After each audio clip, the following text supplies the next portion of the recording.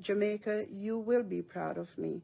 I said it before, and I'm gonna say it again. I will be bigger than Bob Marley. No.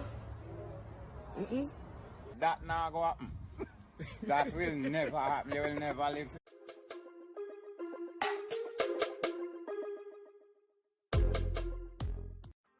Welcome people, welcome back again. Bless upon yourself before watching the video. You don't know how Wull on the back again with another video. Please do subscribe if you don't miss out. Give me 200 likes on that video there. Alright, so when you don't know Amari youths, them get locked up. Around two of them, you see me? One bag of conflict and fight.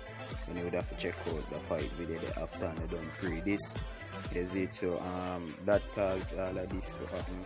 You see me? The mother's back at it. So just check out the video and leave a comment down below and tell me what you think. You know the style already though. So tune in. I'm sorry I came back. I swear to God. I should have never boarded that plane. Should have never come back.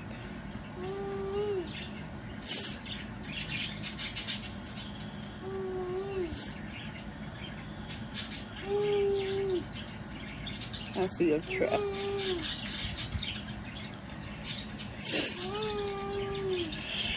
You know, it's like I don't even want Prince to touch me right now, I swear.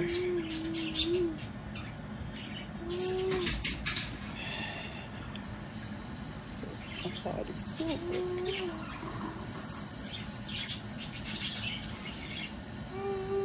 I don't have a choice.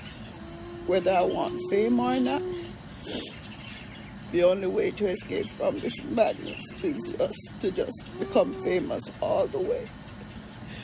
My family hurt me so much. Ever since I came back, they just fight constantly. I grew up in a home. My uncles fought night and day.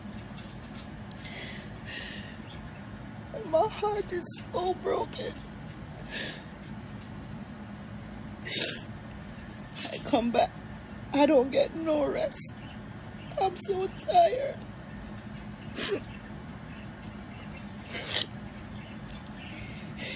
It's just fighting non-stop. I'm so tired. Sharnay, she break my heart.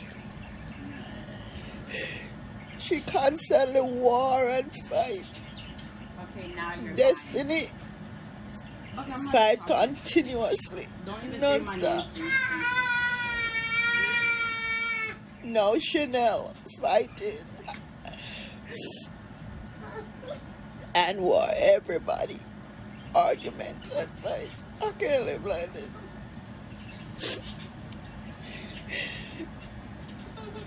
I give them money for grocery. And last night I didn't even have food to eat. My heart is so fucking broken.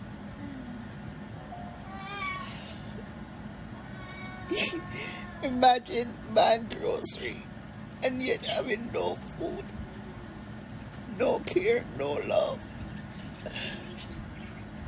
My heart is broken.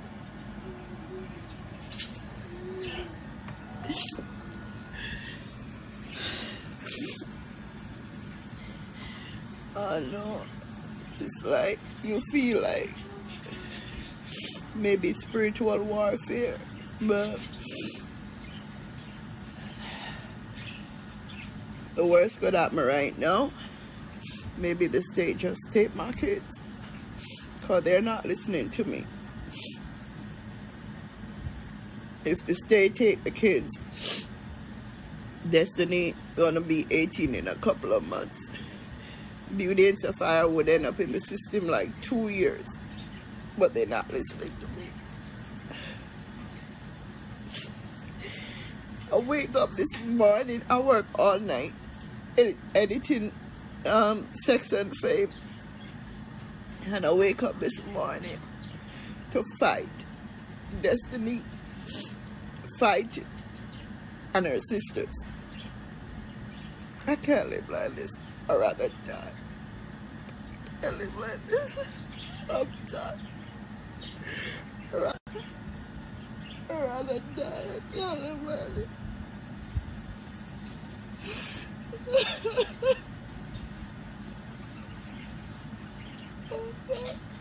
What? Imagine you're premiering your video and when the countdown going on, the fucking countdown, it's like 10, 9, it's your fucking kids fighting. They can't even allow you to watch your own premiere. And there I was, 10, 9, 8, and in the midst of a fight, I'm like, Amari, you can't miss the premiere of your own video. That video means so much to me because I recorded it when I was 17. I was pregnant and my mom came to Jamaica and put me on the streets. And so for most of my pregnancy, when I was 15, I lived in the bushes and from people yard, from this yard to that yard. So I was staying by this girl, Sandra Nelson, by her house.